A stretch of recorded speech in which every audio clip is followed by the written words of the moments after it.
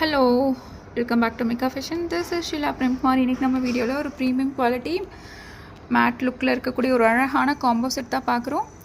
அவ்வளோ க்யூட்டாக இருக்குங்க. சேம் நம்ம கோல்டு ஆன்டிக் ஜுவல்லரி எடுத்தால் எப்படி இருக்குமோ அதே மாதிரி லுக்கில் அழகாக இருக்குது. அந்த செயின் அந்த லைனில் பாருங்கள், ஒரு பீகாக் டிசைன் கொடுத்து ஒரு அழகான குந்தன் ஸ்டோனில் க்ரீன் ஸ்டோனில் கொடுத்துருக்காங்க.